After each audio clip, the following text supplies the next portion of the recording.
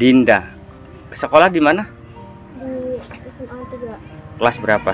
Kelas 1. Kelas 1. Yang jadi apa sih? Mau jadi polwan. Polwan. Dinda membantu ibu untuk ekonomi. Apakah betul? Betul. Apa yang dilakukan Dinda untuk membantu ibu itu? Ya jualan plastik gitu di penjarahan. Bang Us pengen tahu bagaimana ceritanya sampai ijazah sekolah sanawiyah itu tertahan, bagaimana sih? Ya masih belum bisa bayarnya Pak. Saya Afia, saya kepala madrasah. Bang Us mewawancarai salah satu guru, bahkan Iya. mempertanyakan terkait kebijakan nih. Kebijakan pihak sekolah di mana menemukan kasus yang seperti dua anak yatim yang notabene kita tahu semua. Iya.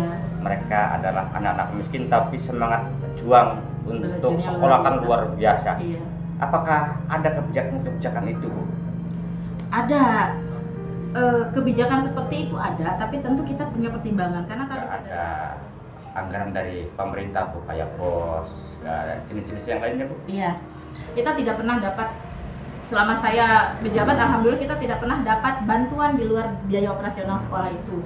Dari pemerintah daerah pun, seingat saya memang belum pernah ada bantuan apapun gitu ya. Nah, bantuan operasional sekolah namanya bantuan operasional, maka juknis peruntukannya juga jelas.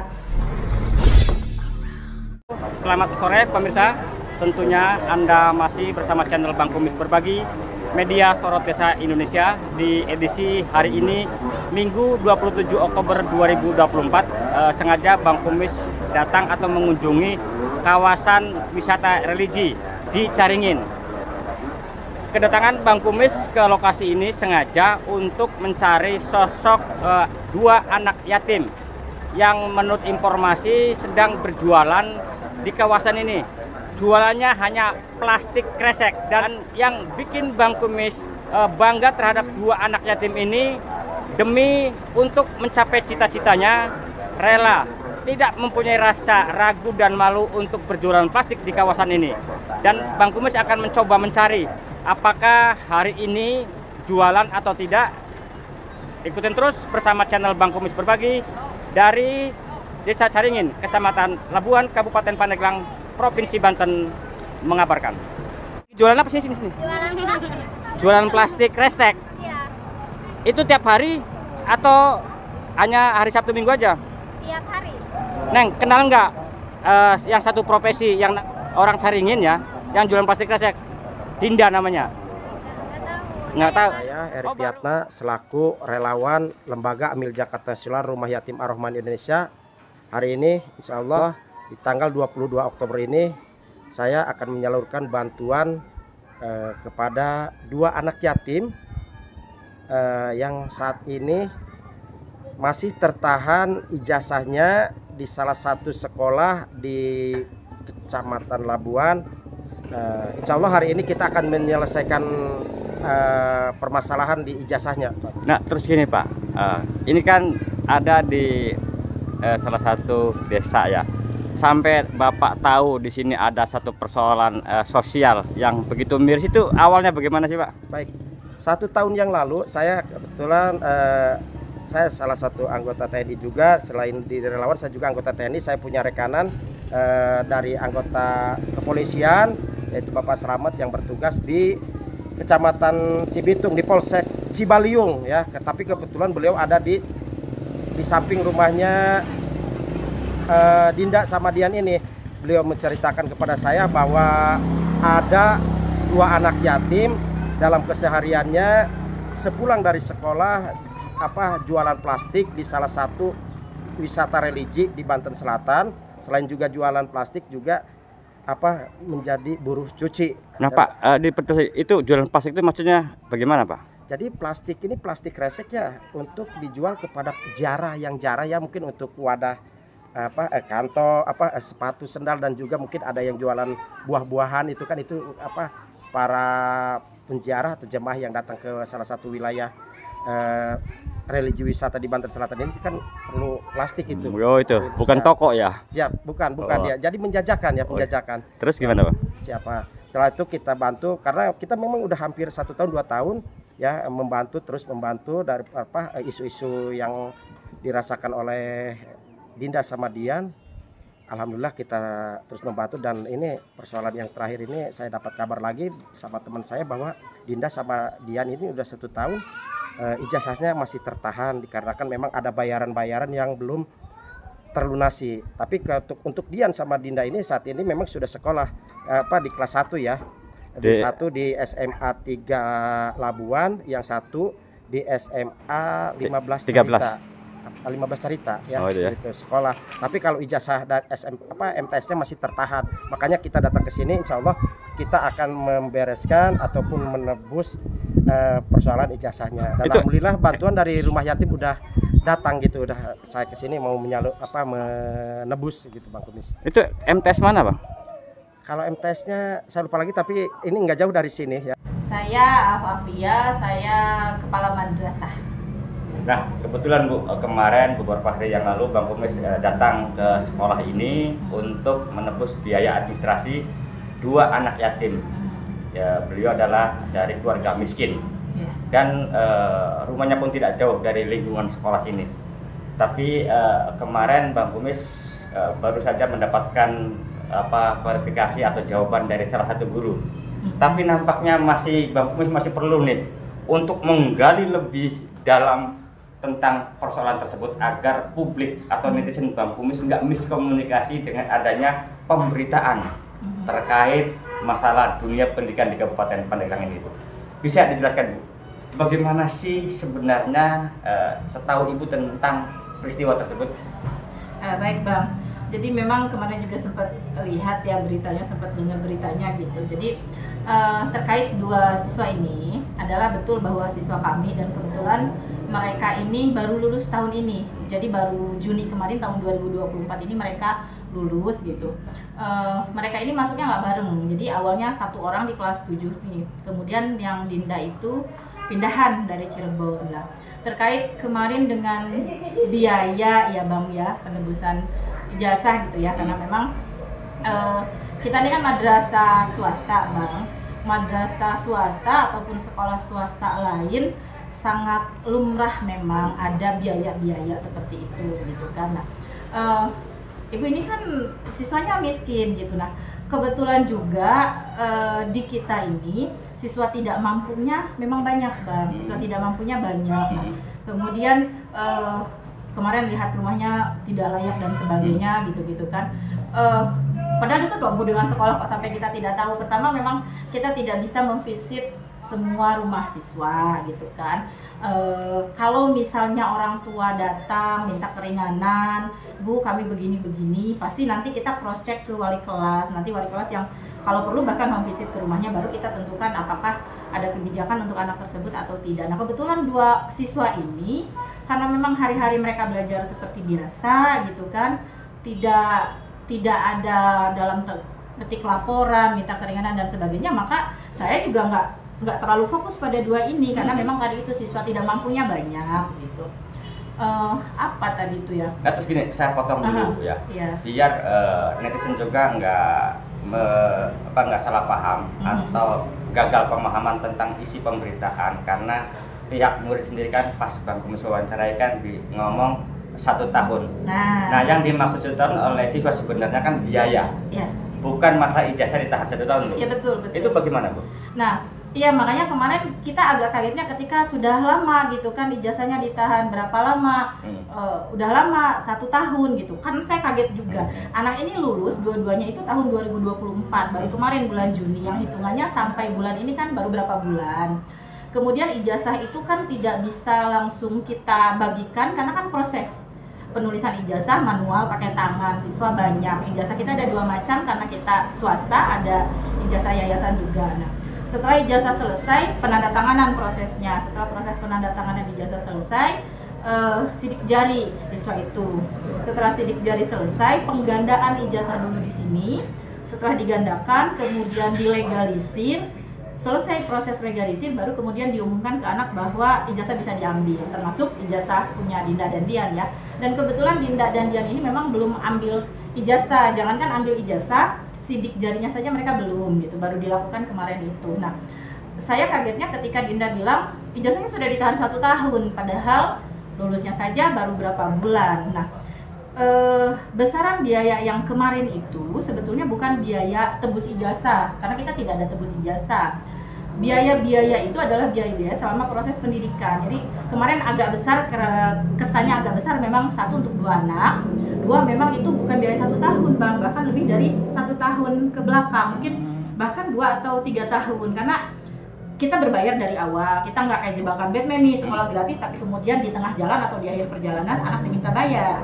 Nah, ketika anak-anak daftar ke sini, saya Dinda atau yang lain sudah tahu nih ada bayaran sekian.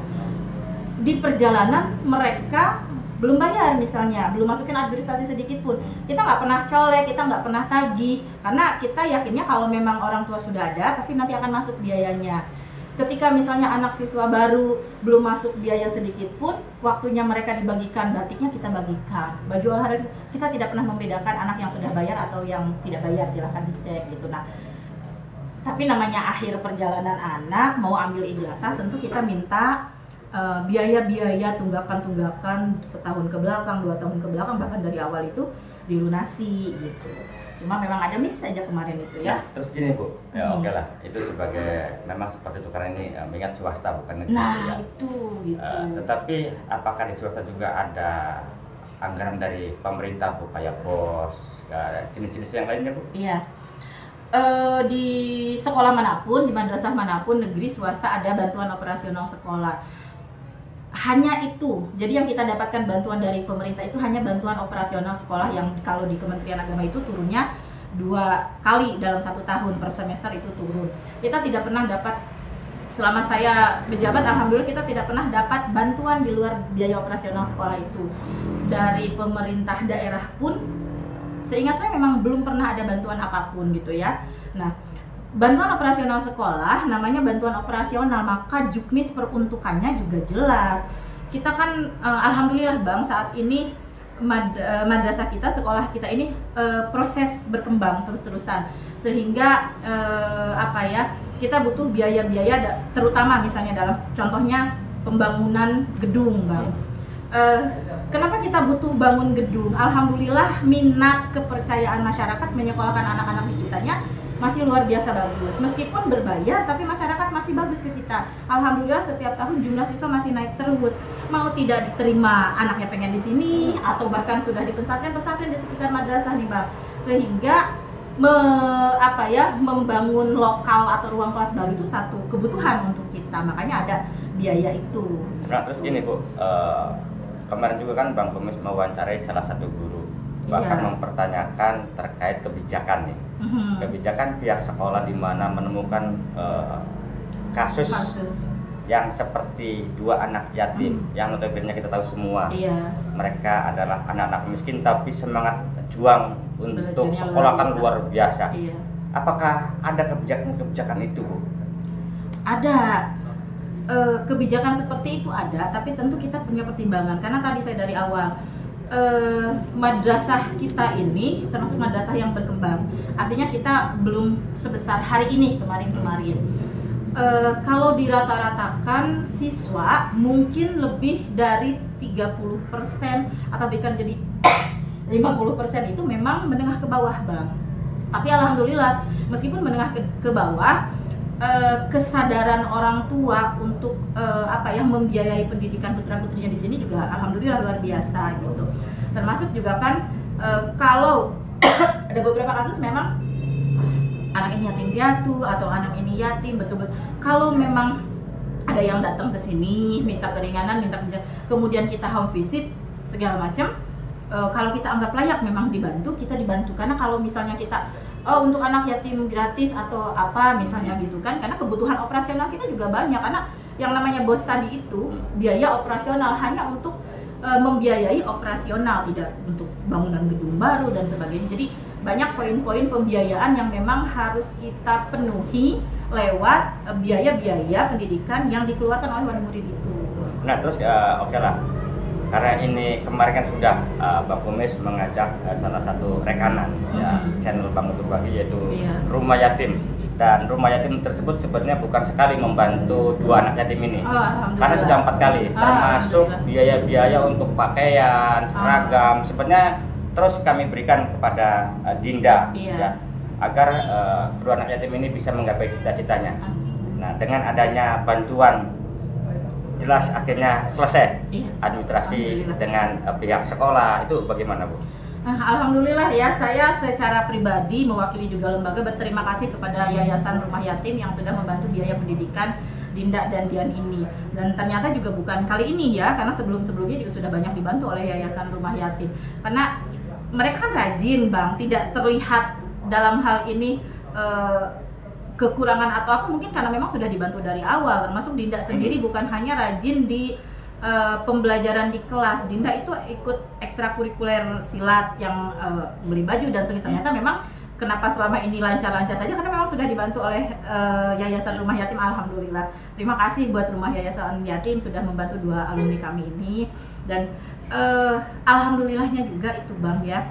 Jadi bukan ya, saya baru tahu nih, baru kenal nih dengan Rumah Yayasan Yatim, karena beberapa juga anak-anak yang di sini karena memang berbayar, banyak yang tidak mampu juga, banyak pihak-pihak yang jadi donatur juga secara pribadi. Kepala Desa Caringin alhamdulillah di sini punya beberapa anak asuh yang dibiayai full oleh Bapak Kepala Desa. Kemudian juga ada di Carita ada yayasan, beberapa anaknya anak asuh di sana, sekolahnya di sini dibiayai juga oleh. Jadi kita nggak nagih ke anak nih, nanti berkala mereka telepon, Bu, anak-anak ini minta rinciannya dikasih.